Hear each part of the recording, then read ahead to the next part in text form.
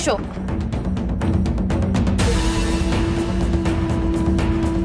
Excuse me sister, কি ব্যাপার বলুন তো? পেশেন্ট ঠিক আছেন তো? না, কন্ডিশন আরো ক্রিটিক্যাল হচ্ছে। প্রেশার, অক্সিজেন সবই ফল করছে। উনি রেসপন্স করছে না ট্রিটমেন্টে।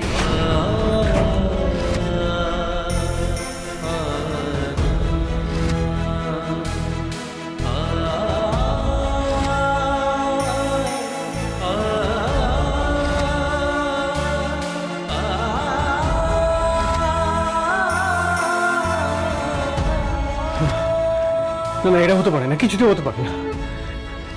কি রে কুনাল, বনি, তোমরা যে বলেছিলে কিছু হবে না, সব ঠিক হয়ে যাবে, কি এটা কি করে হলো? জাম্বু, তুমি একটু শান্ত হও, সব ঠিক হয়ে যাবে, তুমি একটু ধৈর্য ধরো। আজ তোমার পরীক্ষা ঠাকুর, ভালো মানুষদের সাথে ভালো করো, তাহলে আমাদের ম্যামকে ফিরিয়ে দাও, তাহলে আমাদের ম্যামকে সুস্থ করে দাও।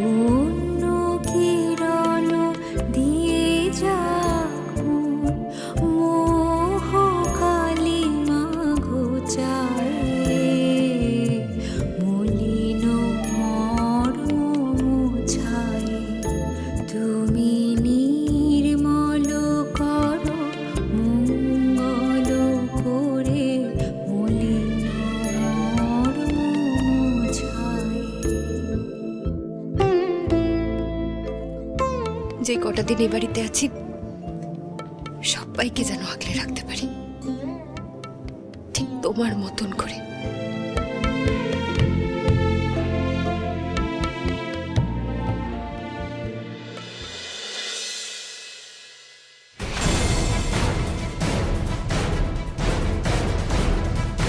ডক্টর, ডক্টর, কি অবস্থা? পেশেন্ট কেমন আছে? উনি এখন out of danger, operation successful, আর কোনো চিন্তা করার কোনো কারণ নেই। এক্ষুনি ওনাকে বেডে শিফট করে দেওয়া হবে। ডক্টর, এখন কি দেখা করা যেতে পারে? হ্যাঁ, কিন্তু সবাই একসাথে দেখা করবেন না, ওনার এখন কিন্তু রেস্টের খুব দরকার। ঠিক আছে, হ্যাঁ, ঠিক আছে। Thank you so much doctor, আপনি যা করলেন সত্যি, মানে কি করেছে? না না না না না, আমি কিছুই করিনি, আমি একটু আমার কর্তব্যটুকু করেছি। আপনাদের প্রার্থনার জোর এবং ঈশ্বরের আশীর্বাদ ওনার সাথে ছিল বলেই আজকে উনি এতটা ভালো পজিশনে আছেন। ধন্যবাদ। Thank you.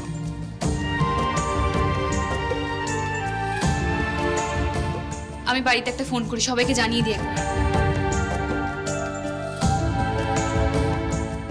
ঠাম্মি, বনি মিমি কল করছে। হ্যাঁ, শিগগিরই স্পিকারে দে, শুনি কি বলে। হ্যাঁ বনি মিমি বলো, তুমি হসপিটালে আছো তো এখন? পুরোহিত দাদু আমাদের সবটা জানিয়েছেন। রুকমিনী ম্যাম কেমন আছে প্লিজ বলো। চিন্তার কিছু নেই, রুক্মিণী এখন আউট অফ ডেঞ্জার।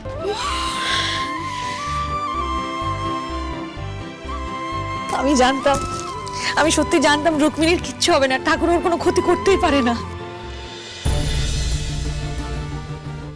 হ্যাঁ, এটা সত্যি যে আমি কোনোদিনও চাইনি রুক্মিণী এই বাড়িতে থাকুক।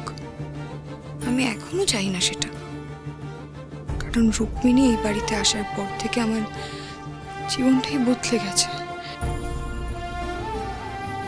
কিন্তু তুমি তো জানো প্রভু, আমি কখনো চাইনি রুক্মিণীর এত বড় ক্ষতি হোক বা ওর মৃত্যু হোক।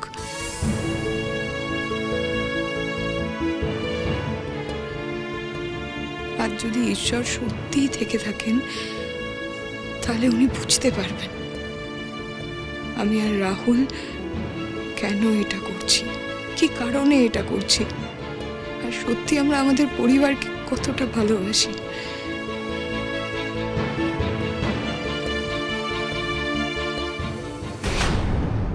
বনি, বলছি ওদিককার সব খবর কিন্তু আমাদের জানাতে থেকো, নইলে আমাদের দুশ্চিন্তা বাড়বে। তোমরা টেনশন করো না বড় মা, আমি সব জানিয়ে দেবো। রুক্মিণীকে এখন বেডে দেওয়া হয়েছে, ওর ওষুধের ব্যবস্থা করি আমরা।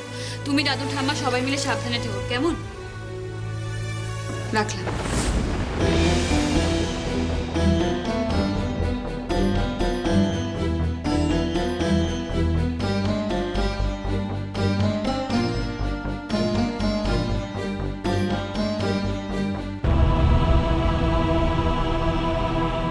এই না না, একদম না, শুয়ে থাকুন। অনেক পাকামি সহ্য করেছি আমরা, এবার আমরা যা বলবো সেটা আপনি শুনবেন চুপচাপ।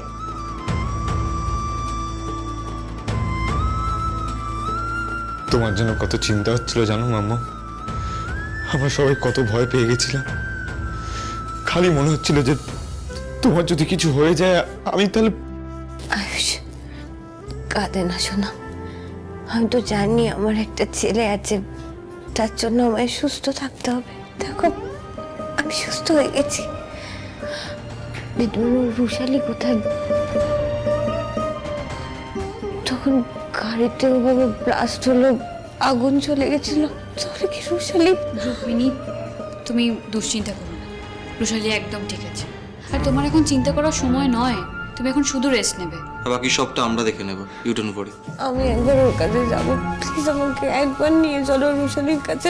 ও এই হসপিটালে ভর্তি আছে, কোন রুমে আছে? আমি যাই। আমার এটা কি করছেন আপনি? এত বড় একটা অপারেশন হয়েছে, ডক্টর বলেছে রেস্ট নিতে। আপনি চুপচাপ এখানে শুয়ে থাকবেন, কোথাও যাবেন না, আমি বলে দিলাম। আর না হলে কিন্তু আমরা সবাই মিলে তোমাকে বকবো রুক্মিণী। ঠিক আছে, আমি এখন যাচ্ছি না, একবার আমাকে ওর কাছে নিয়ে যাও। বোনকে না দেখতে পেলে আমার যে শান্তি হচ্ছে না কিছুতেই। রুক্মিণীর যে অবস্থা, তাতে ওকে রুশালির কথা না বলাই ভালো, সহ্য করতে পারবে না। এখন না বলে বরং ঠিক সময় পরেই না হয় প্রতিটা বলা যাবে। মিস্টার সিংহ রায়, আপনারা রিকোয়েস্ট করেছিলেন বলে আমি ম্যানেজমেন্টের সাথে কথা বলেছি। এখন থেকে এখানে 24 ঘন্টা একজন থাকতে পারে, কোনো অসুবিধা নেই।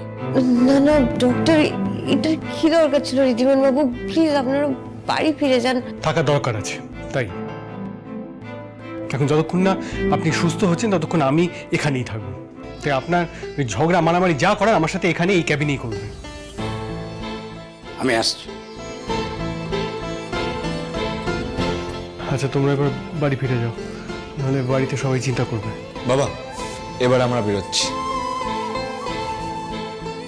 তবে খাবার বানিয়ে আনবো, ক্যান্টিনের খাবার কাউকে খেতে হবে না। আমি 2 ঘন্টার মধ্যে ফিরে আসবো। হ্যাঁ, আসি। মাম্মা মেলাম।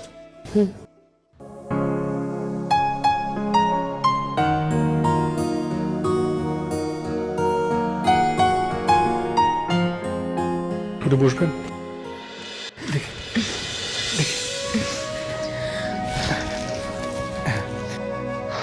আপনার চুলটা তো দাঁড়ান, আমি বেঁধে দিচ্ছি। এই দাঁড়ান, আপনি আমার চুল বেঁধে দেবেন? তাহলে তো আমার চুলের পুরো 12টা বেজে যাবে।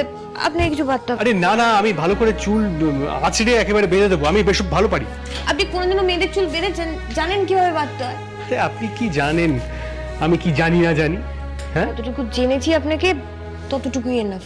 আর না চিনতে চাই না জানতে চাই। একটু দাঁড়ান, আমি। সিস্টার, এদিকে একটু আসুন তো।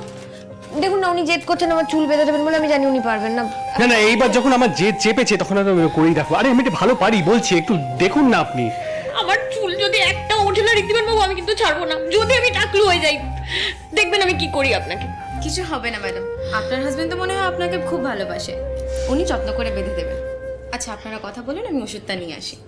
দেখেছেন, উনিও জানেন, মানে জানেন যে আমি চুলটা বাঁধতে পারি। আমি করে দিচ্ছি, চিন্তা করবেন না।